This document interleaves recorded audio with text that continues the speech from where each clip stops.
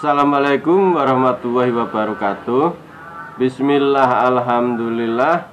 Kita ketemu lagi dengan channel Ilmiah Alamiah Islamiyah, channel yang berisi keilmuan.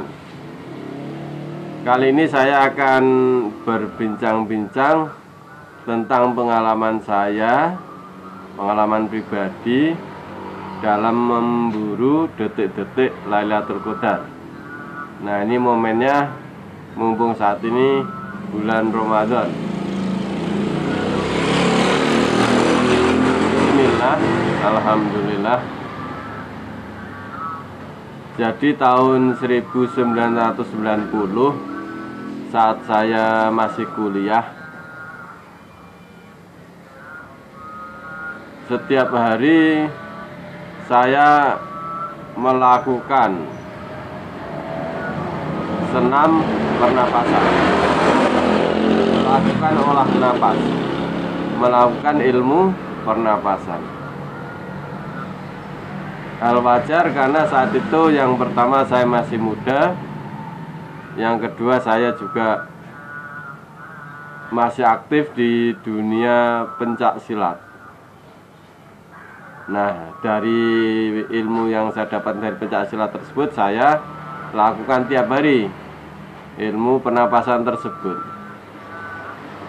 Yang saya rasakan yang pertama memang sehat, badan itu segar, sehat, fit, tidak merasa capek, tidak mudah capek.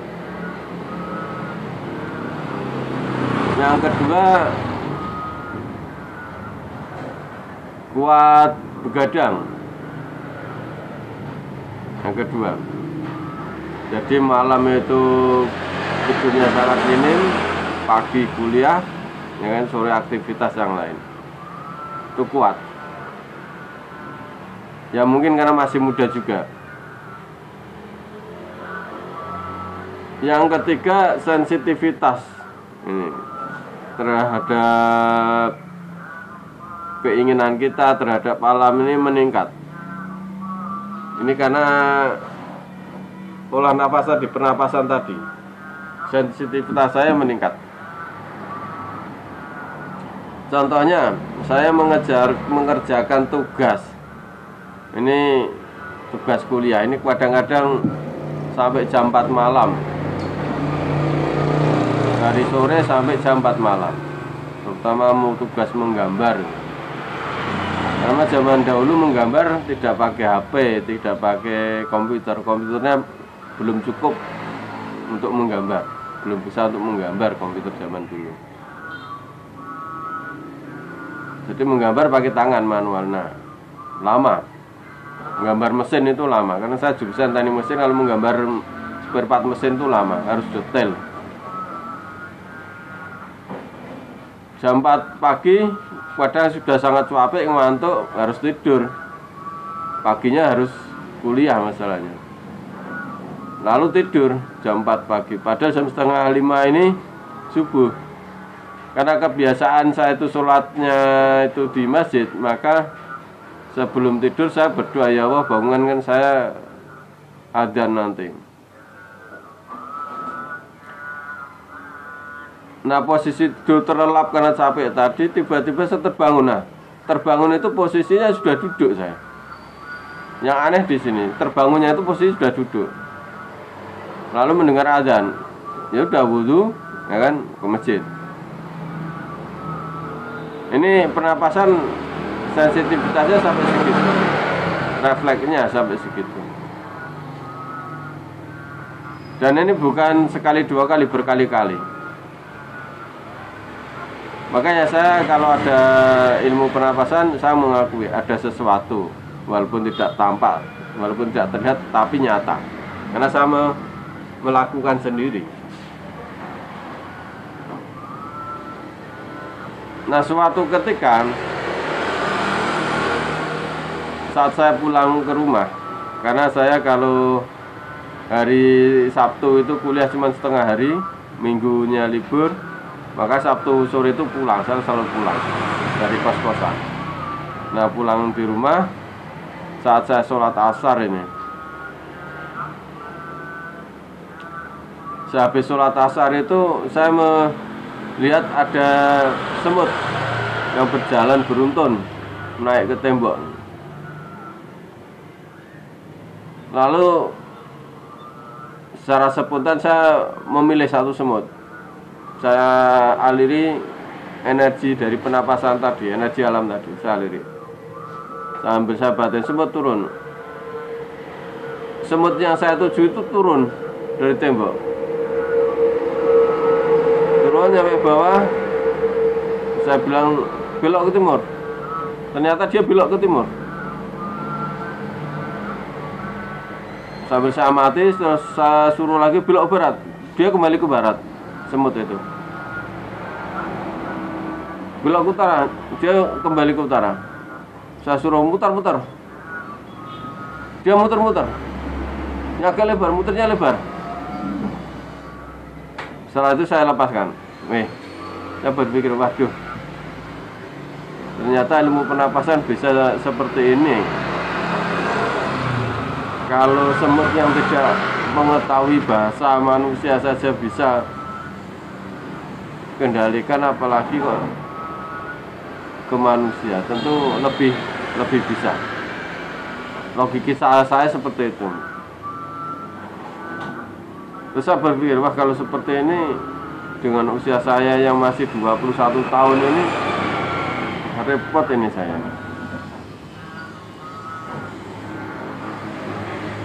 Usia saya waktu itu masih 20 tahun, masih 20 tahun, saya repot ini. Kalau saya tidak bisa menjaga, saya bisa ujub ini. Karena ilmu ini arahnya ke ilmu jaduk, ilmu ampuh. Karena memang saya dapatkan dari ilmu pencak silat, otomatis kan ilmu keampuhan. Repot ini kalau gini.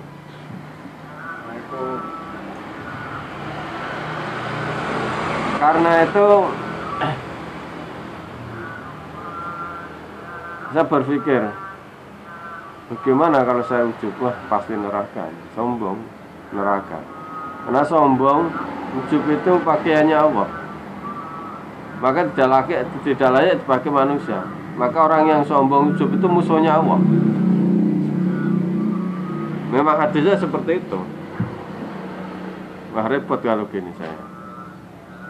Menjadi orang yang ampuh, akhirnya ujub, sombong. Karena kondisinya masih muda tadi. Kalau sudah tua sih mungkin tidak bermasalah. Lalu saya berpikir, tapi bagaimana caranya? Energi alam sudah terlanjur masuk ke tubuh saya, karena tiap hari saya olah napas. Saya hentikan pernapasan ini pun, energi alam yang di tubuh saya itu tidak semerta-merta hilang. Bisa bertahan 1 tahun itu paling cepat. Itu memang begitu. Energi alam yang masuk ke tubuh itu, kalau orangnya itu sering berbuat dosa, itu 1 tahun baru hilang. Tapi kalau orangnya itu jarang berbuat dosa, sholatnya terus, istiqomah, khusyuk, energi alam itu nggak hilang, bisa bertambah malah. Permasalahannya seperti itu.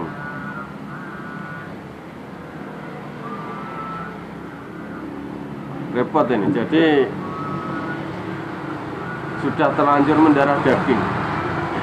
Lalu bagaimana caranya? Saya sampai berpikir mengurai itu sampai sehabis maghrib pun belum ketemu. Gimana caranya? Ya saya mengeluh pada Allah, bagaimana ya caranya ya Allah. Saya tahu ini sudah mendarah daging, sudah menjadi refleks saya. Padahal ini bisa berakibat fatal ke keimanan saya nantinya. Kalau saya sampai ke ujub, terjebak ke ujub, ke sombong. Dengan usia semuda ini, saya cuma seperti itu. Sehabis sholat isya baru saya mendapatkan solusi. Hanya satu cara kalau seperti ini, agar saya bisa selamat sampai ke akhirat, hanya satu cara, yaitu saya harus ketemu detik-detik Lailatul Qadar.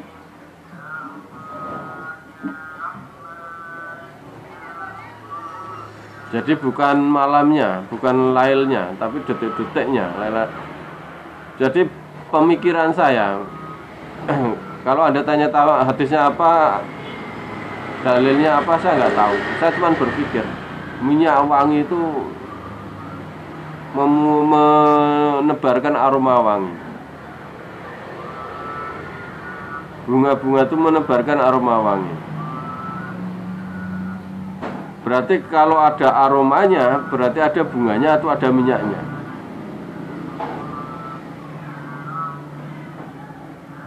Jadi kalau ada malamnya, berarti ada detik-detiknya.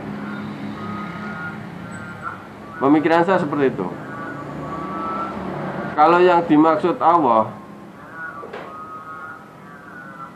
setara dengan beribadah 1000 bulan atau 82 tahun, itu adalah malamnya. Tentunya semua kaum muslimin pasti menemukan malam Lailatul Qadar. Karena dalam hari itu pasti sahur dan biasanya sholat tahajud, sholat witir mungkin. Apalagi yang suka riyadhah, mendekatkan diri pada Allah, iktikaf. Jadi kalau yang dimaksudkan pencucian 82 tahun atau 1000 bulan sama dengan beribadah 1000 bulan ini adalah malamnya semuanya mendapatkannya. Tapi kenyataannya yang bisa mencapai maqam waliyullah kok sangat sedikit. Yang keimannya sampai bisa naik sampai ke maqam ma'rifatullah sangat sedikit. Berarti apa? Bukan malamnya yang dimaksud oleh Allah, tapi detik-detiknya. Seperti saya katakan tadi, bukan aromanya, tapi minyaknya atau bunganya. Makanya saya berkeyakinan seperti ini. Saya harus ketemu detik-detik Lailatul Qadar kalau begitu. Dengan ketemu detik-detik Lailatul Qadar itu saya otomatis dijaga oleh Allah selama 82 tahun atau 1000 bulan. Saya dicuci oleh Allah selama 1000 bulan atau 82 tahun. Kalau saya bisa ketemu detik-detiknya, mau mati cara apa, mau mati tahun berapa, insya Allah masih dalam cuciannya Allah. Berarti saya husnul khotimah. Berarti ketika ketemu detik-detik Lailatul Qadar ini, saya ketemu detik-detik Lailatul Qadar, berarti saya itu sudah mati sebenarnya. Kenapa? Orang lain masih berusaha mencari mati husnul khotimah, saya sudah mati husnul khotimah, tinggal ngambilnya di tahun berapa. Oke, umur saya saat itu 20 tahun. Ditambah cuciannya Allah, dicuci Allah 82 tahun kemudian, berarti apa? 102 tahun. Sampai batas itu saya masih di batas cuciannya Allah. Saya mati umur 63 tahun, saya masih di batas cuciannya Allah. Saya mati umur 70 tahun, saya masih di wilayah cuciannya Allah. Tinggal saya mengambil mati itu di tahun berapa. Kalau matinya kok 104 tahun, nah ini beda lagi. Sudah tidak di wilayah cuciannya Allah. Kecuali saya misalkan umur 40 tahun ketemu lagi detik-detik lebih panjang lagi. Seperti itu. Ini pemikiran saya. Maka ketika saya itu bisa ketemu detik-detik Lailatul Qadar, saat itu saya sudah mati udah. Maka saya damai, tenang, saya sudah mati.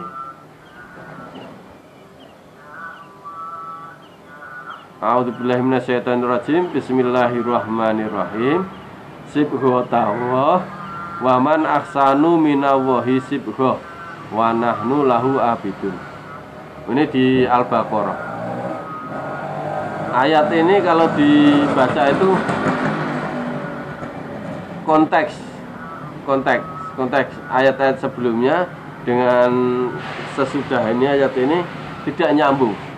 Ini berdiri cerita sendiri, berdiri tentang makalah sendiri. Yang ini berdiri tentang makalah sendiri. Kenapa? Karena ada cucian. Ini bukan tafsir, ini pemikiran saya saja. Jadi Sibghat Allah, cuciannya siapakah? Ya kan? Sibghat, cucian Allah, Sibghat Allah, cucian Allah. Waman aksanu minawahi sibghat. Dan cucian siapakah yang lebih baik daripada cucian Allah? Wa nahnu lahu abidun. Sesungguhnya mereka, orang-orang yang dicuci Allah itu adalah orang-orang yang ahli ibadah.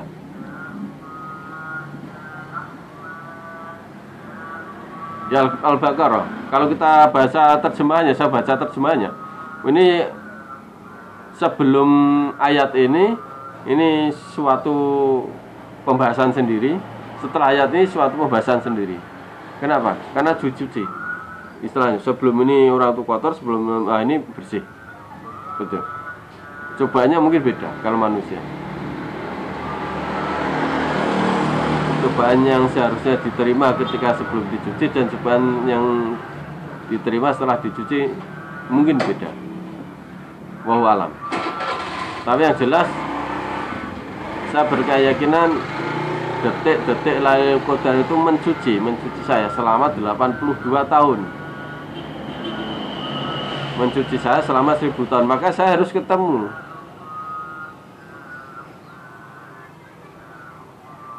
Nah, karena berpikir seperti ini, hanya ilmu pernapasan tersebut saya hentikan. Kenapa? Biar tidak semakin ampuh, biar tidak semakin digdaya saya, biar saya tidak semakin punya kelebihan atau linuwe, sehingga bisa mengakibatkan saya itu menjadi orang sombong, menjadi orang yang ujub.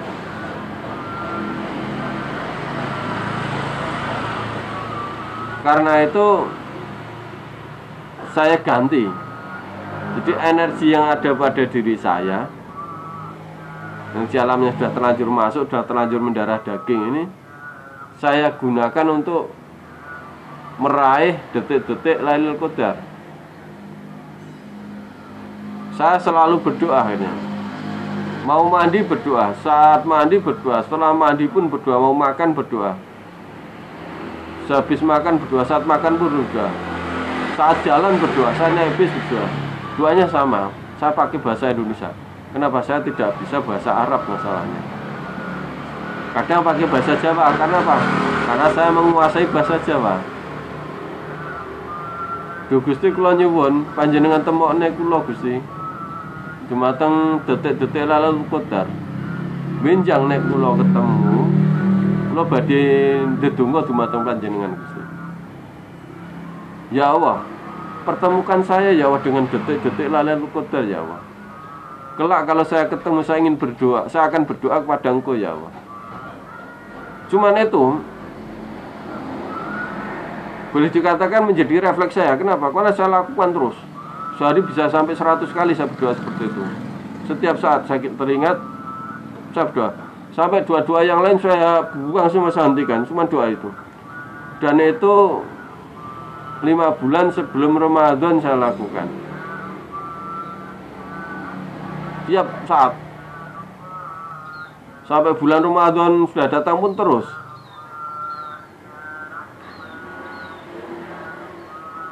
Nah,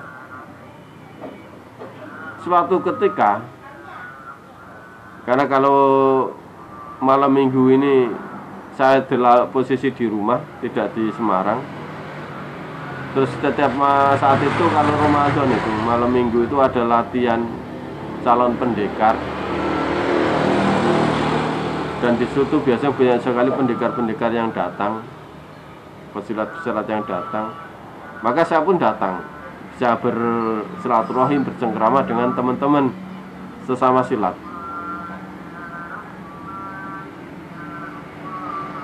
Hari itu memang sebenarnya aneh, tapi saya tidak berpikir aneh.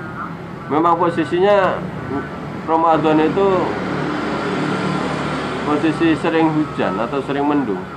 Saat itu mendung, jak sore, habis satu mendung dan gerimis kecil, gerimis. Bukan hujan tapi gerimis kecil. Jadi orang jalan tuh masih biasa, walaupun basah dikit-dikit malam itu.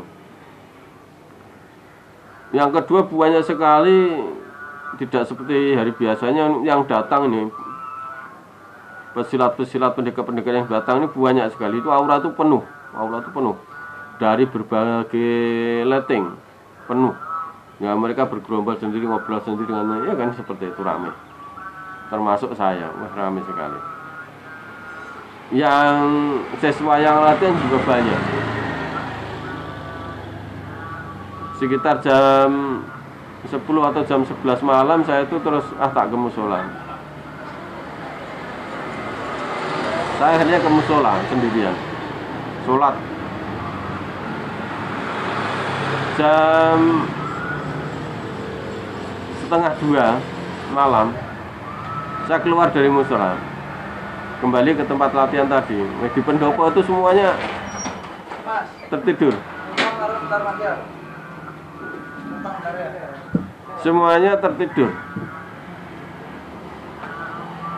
Jadi di pendopo tersebut semuanya tertidur. Pendekar-pendekar semuanya tidur semua. Saya nyari yang seleting dengan saya,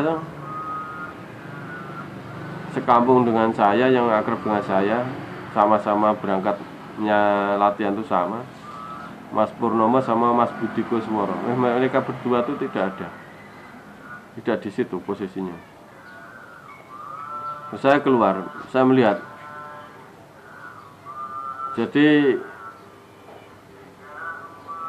latihan silatnya itu sedang diistirahatkan, diberi nasihat oleh pelatihnya. Yang melatih saya itu Mas Idris, Muhammad Idris. Dan saya lihat semua siswa ini tidur semua.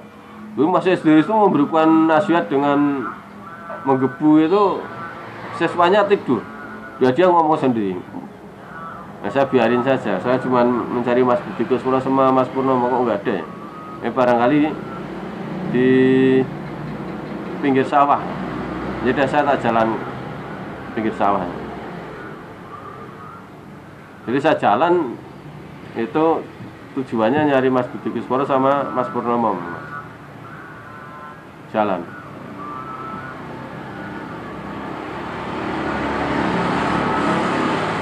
Kira-kira mungkin kalau jamnya mungkin sekitar jam 2 kurang seperempat atau sekitar jam 2. Tiba-tiba saya tuh ingin melihat ke atas, ke langit. Jadi ini refleks. Saya tuh melihat ke langit. Nah, saat itu saya ngamati, betul.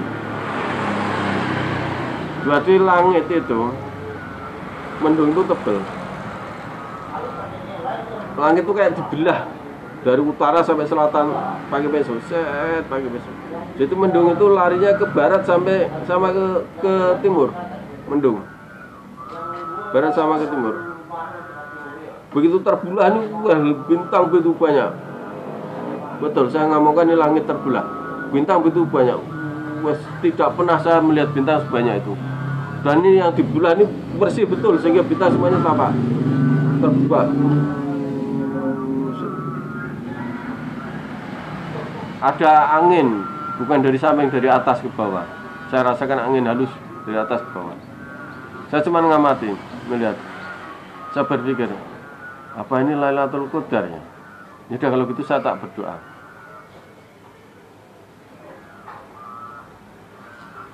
Maka saya berdoa, baca sholawat, terus doa. Doa saya itu cuman Robbana atina fid dunya hasanah wa fil akhirati hasanah wa qina adzabannar.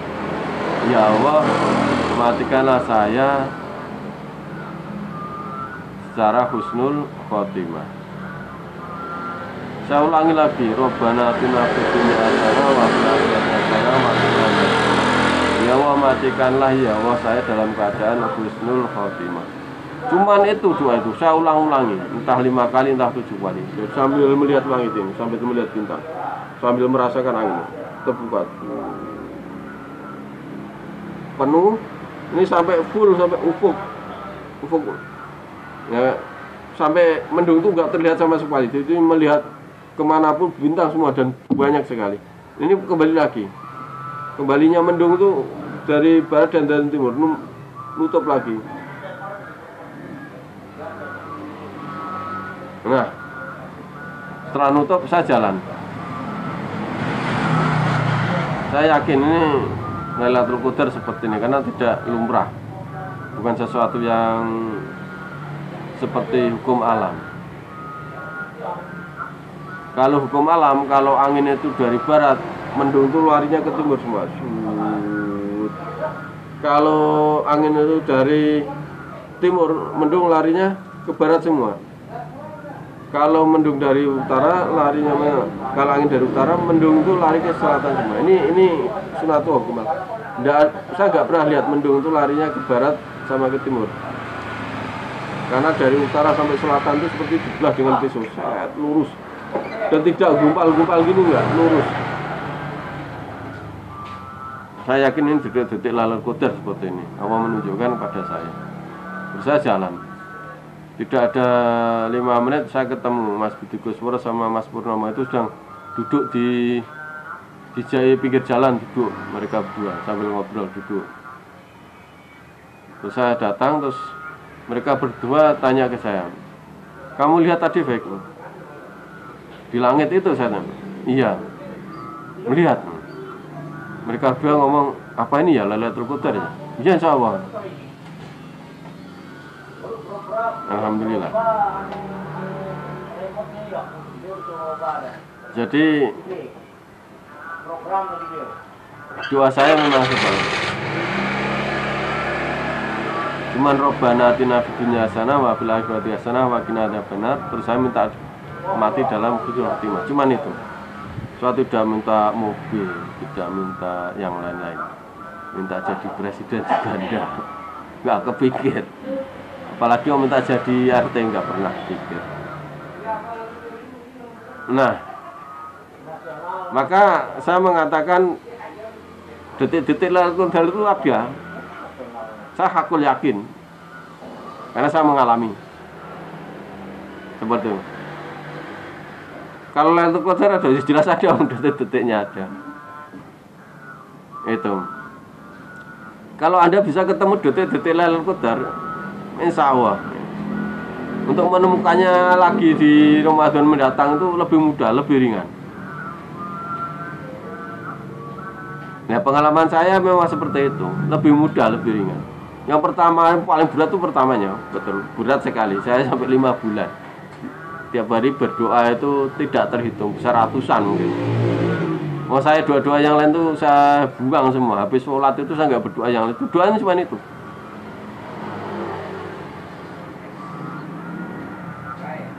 Ini. Nah, maka kalau Anda masih muda perjuangkan.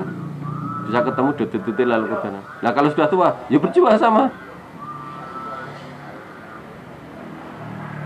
Harus Anda perjuangkan. Apalagi sudah tua, sudah pensiun, sudah nggak mikir nyari uang, nyari duit, sudah punya penghasilan. Ya lebih baik berjuang. Totalitas. Ya mulai sekarang berdoa, minta ketemu detik-detik Lailatul Qadar. Sampai situ betul-betul di malam ganjil ini harus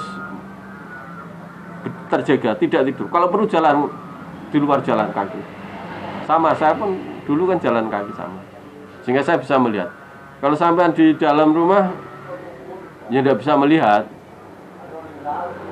Ada cerita, Lailatul Qadar itu sinar itu tembus dari watap kelihatan. Wah, itu halusinasi namanya. Kalau saya gitu. Halusinasi seakan-akan ketemu. Ya enggak ketemu. Kejadian alam. Kalau itu kan kejadian halusinasi. Ya di luar harus melihat. Baru sampai bisa aku yakin. Kalau Anda itu i'tikaf di masjid, tidak tidur sama sekali, terus malam itu, Anda pasti ketemu detik-detik lalu, tapi Anda tidak bisa aku yakin. Ketemu tapi tidak menyaksikan. Gitu. Nah, kalau ketemu detik-detik Lailatul Qadar, gunakan untuk berdoa. Gunakan untuk berdoa. bukan ibadah yang lain. Misalkan untuk berzikir, untuk bersolawat, ya boleh-boleh, tidak masalah, sama bagusnya. Tapi lebih baik berdoa. Kenapa? Karena Anda itu punya nafsu, punya kehendak. Biar nafsunya Anda, kehendaknya Anda ini tercuci saat itu. Biar nafsu dan kehendaknya Anda ini bisa terwujud. Karena tadi rahmatnya Allah akan detik-detik Lailatul Qadar tersebut.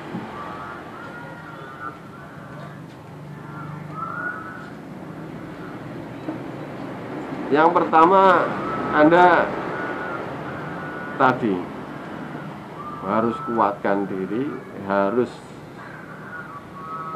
perbanyak doa, perbanyak ibadah. Apalagi sudah mepet seperti ini. Yang kedua, biar tidak ngantuk, jalan keluar kampung. Nah kalau nggak tinggalnya tidak di kampung, ya keluar kota. Misalkan Mas Budi Hartono tinggalnya di Jakarta, kan tidak di kampung, ya keluar kota. Kalau Anda itu tinggalnya di kampung seperti saya, ya keluar kampung. Seperti itu.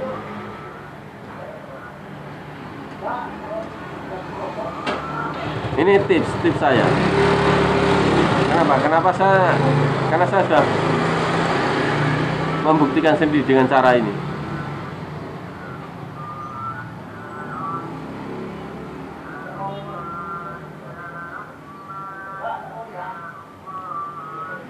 Maka ketika Anda sudah ketemu detik-detik Lailatul Qadar, yang pertama dicuci Allah selama 80 tahun. Luar biasa, Anda sudah mati. Di saya itu sudah mati. Tinggal ngambil jatahnya saja. Orang lain masih susah untuk mencari mati. Mati yang husnul khotimah maksud saya. Nah, kalau Anda sudah ketemu detik-detik Lailatul Qadar, selain dicuci selama 82 tahun tadi, otomatis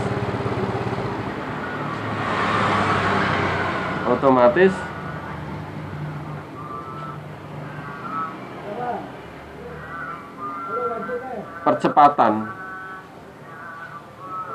kenaikan keimanan Anda ini jelas ada, jelas terbentuk. Karena ini menjadi booster keimanan. Jadi yang booster keimanan ini adalah detik-detik Lailatul Qadar. Ketika Anda sudah ketemu detik-detik Lailatul Qadar, maka Anda sudah punya booster. Anda sholat misalkan dengan tingkatan khusyuk yang sama misalkan. Yang lain dapatnya nilai cuman katakan 10, Anda bisa sampai 12 seperti itu. Bisa jadi karena ada boosternya. Jadi percepatan lebih cepat. Jadi tanpa ketemu detik-detik Lailatul Qadar untuk mencapai makom waliyullah, ini jaraknya sangat jauh sekali ini. Mencapai makom waliyullah, ma'rifatullah ini. Kadang usia sudah habis duluan. Baru sepertiganya saja kadang udah mati dulu. Tapi kalau punya bos terkuat kesempatannya nih, walaupun jauh, dia cepat kuat nyampe.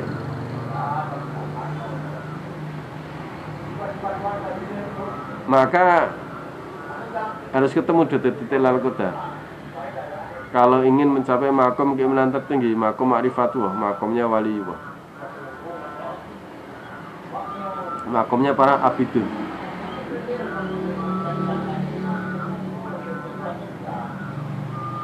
Kalau Anda ketemu detik-detik Lailatul Qadar, usianya sudah 60 tahun, mungkin untuk mencapai makom waliyullah berat. Bisa jadi ajal menjemput lebih dulu. Tapi setidaknya tadi Anda sudah mengantongi husnul khotimah yang pertama.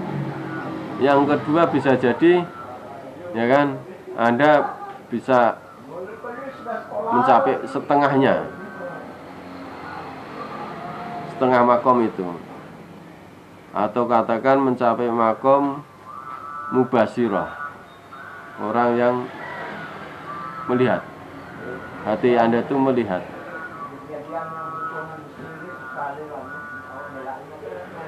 Jadi sebelum makom mencapai makom ma'rifatullah, Anda pasti mencapai makom mubasirah. Jadi kalau mubasirah ini seluruh hatinya ini berisi cahaya semua, nurullah, nur ilahiyah. Kalau ma'rifatullah itu seluruh tubuhnya, seluruh jasadnya sudah nurullah, sudah nur ilahiyah. Kalau mubasirah ini gugur satu hukum di kitabnya Imam Al-Ghazali Ihya Ulumuddin ini. Sesungguhnya syirik itu bagaikan semut hitam di batu hitam di malam yang gelap gulita. Orang awam nggak bisa membedakan batunya semutnya, nggak bisa. Uang gelap gulita kok, mana batunya mana semutnya nggak terlihat. Tapi seorang yang mubasirah sudah bisa melihat. Kenapa? Karena ada cahaya. Malam gelap gulitanya itu hilang. Sudah ada cahaya nurullah, nur ilahiyah, sehingga tahu ini batunya, ini semutnya. Sampai akan tahu ini jebakannya, ini jinnya, ini ya kan jebakan siriknya, ini jinnya, ini jebakan siriknya, ini setannya. Seperti itu. Dan ini hakul yakin, bukan mengada-ngada. Wah, ini di pohon ini ada setan, namanya setan gendruwo. Oh, enggak itu. Itu kan omongannya paranormal. Anda bukan paranormal, Anda itu seorang yang hakul yakin, sebatas itu. Nah, kalau Anda bisa terus beribadah secara istiqomah, nurullah ini membakar seluruh jasad, mulai sumsum, tulang, darah, daging, kulit, rambut, semuanya terbakar. Terbakar semua, maka menjadi Anda itu mencapai makom waliyuh atau ma'rifatullah. Maka berlaku hukum Allah. Kalau mubasir itu hukum satu, gugur satu hukum. Kalau ini berlaku hukum Allah. Sesungguhnya orang-orang yang beriman itu, ketika mereka berjalan, sesungguhnya berjalan Allah adalah Allah. Ketika mereka berbicara, yang berbicara adalah Allah. Ini hadis qudsi. Redaksinya seperti apa saya lupa. Intinya seperti itu. Artinya apa? Bukan Allah menyatu dengan dirinya, bukan. Artinya dia itu pancarannya Allah. Kenapa? Karena nurullah yang jalan. Secara hakikat, secara manusianya sama. Terlempar batu ya luka, ya memar, ya kena batuk, flu. Tapi secara hakikatnya dia itu nurullah, cahaya. Seperti itu. Maka berlaku hukum itu. Karena dia itu sudah pancaran cahaya, nurullah. Maka hukum dimensi itu gugur, hilang. Kalau mubasirah itu hukum tertutup tadi, tidak melihat, atau terhijab tadi, tidak melihat, karena jelaga, gelap gulita itu jelaga. Itu hilang karena ada cahaya, bisa melihat akhirnya. Kalau ini hukum dimensi gugur, hilang, karena dia sudah secara hakikat cahaya. Maka ketika ada cerita, wah Pak Yai itu di sini, pada hari yang sama, detik yang sama, di sini dia menerima tamu. Kok di sana dia menolong orang? Logika manusia, logika orang awam nggak bisa. Detik yang sama. Yang di sana siapa, yang menerima tamu siapa, nggak tahu semua. Bisa. Jadi ada cerita Pak Yai ini di sini menerima tamu, ya kan? Kok dia sholat di Mekah, di sana ketemu dengan orang yang kenal, dengan tetangganya. Di sini tetangganya. Nah mereka akhirnya nelpon, misalkan nelpon yang dia, Pak Yai ini naik haji ya? Enggak, di rumah ini. Nah tadi siapa? Yang ini siapa kan? Bisa. Karena secara hakikat dia itu cahaya, sudah bukan materi. Maka dimensi ini, dimensi tempat, dimensi waktu ini gugur karena bukan materi. Yang mengikat materi kan dimensi. Itu. Kalau sudah ma'rifatullah maka kecepatannya luar biasa. Bahasa jin, bahasa setan nggak akan bisa ngejar. Jadi dikisahkan di Al-Quran, Nabi Sulaiman itu membuat perlombaan. Wahai kaumku, wahai rakyatku, siapakah yang mampu membawa kerajaan Ratu Balkis ke hadapanku? Sini mas, ke hadapanku.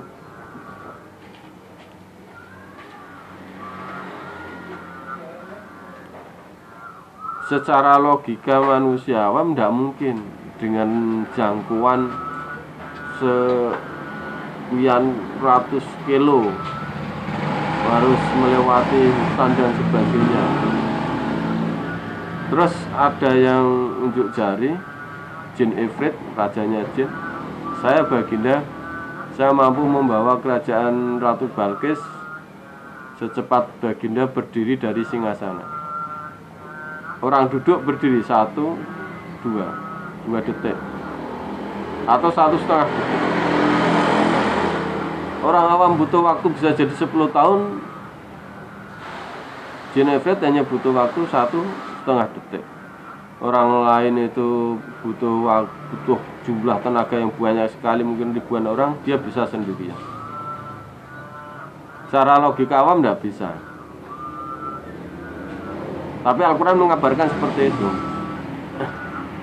Tetapi kemudian ada ahli kitab unjuk jari, saya Baginda, saya mampu membawa kerajaan Ratu Balkis secepat kedipan mata Tuhan. Orang yang matanya berkedip itu tidak ada 1/4 detik. Jadi 1,5 detik melawan 1/15 detik misalkan. Ibaratnya kecepatannya itu yang namanya ahli kitab, ahli ibadah atau waliullah itu ma'rifatullah. Karena pancaran nurullah tadi kecepatannya itu bisa di 20 kalinya kecepatan rajanya jin yang paling ampuh.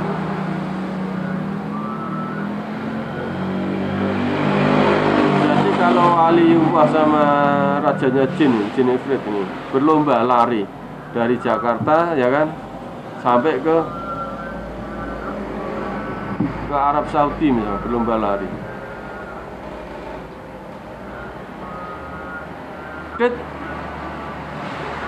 Waliullah itu sudah nyampe ke Arab Saudi, mungkin Jin Ifrit itu baru nyampe Thailand. Maka jin itu tidak bisa menyentuh waliullah, tidak bisa sama sekali. Waliullah itu tidak butuh yang namanya bantuan jin. Jinnya itu nggak bisa nyentuh. Dia itu mau mukul nggak bisa. Kalau waliullah mukul jin bisa. Seperti itu. Dari sini, kalau logika saya, penyebaran agama Islam di tanah Jawa, katanya seorang waliullah minta izin pada penunggu tanah Jawa, Raja Jin. Saya cuma tertawa. Masa waliullah takut dengan jin? Seperti itu. Lucu betul.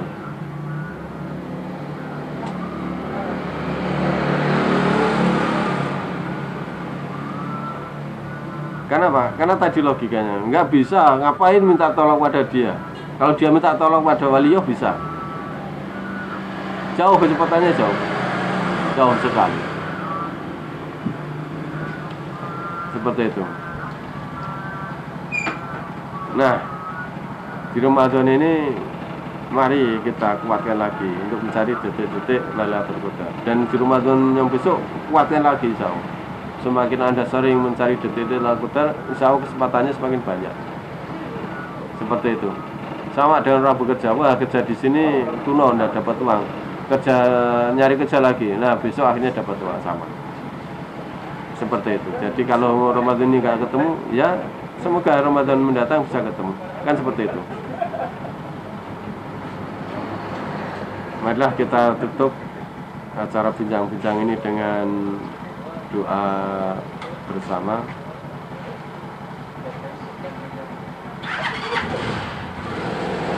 Bismillah.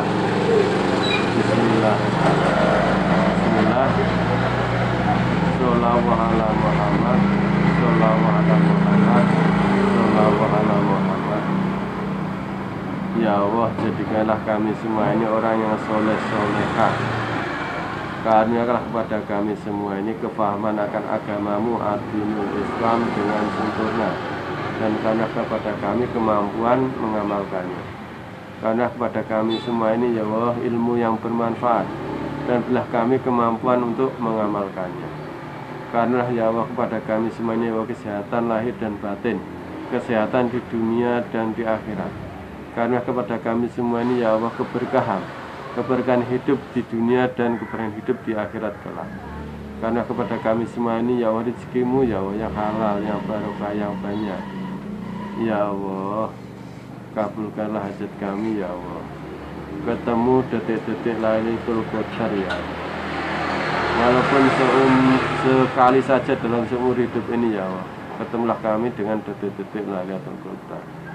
Wassallallahu ala sayyidina Muhammadin wa ala alihi washabbihi wa barik wa salim. Subhana rabbika rabbil izzati amma yasifun wa salamun ala mursalin walhamdulillahi rabbil alamin. Amin. Saya Muhammad Taufik, herbalis bahasa alam. Saya dari negara Kabupaten Bintana, Bali, mengucapkan selamat siang, selamat beraktivitas. Wassalamualaikum warahmatullahi wabarakatuh.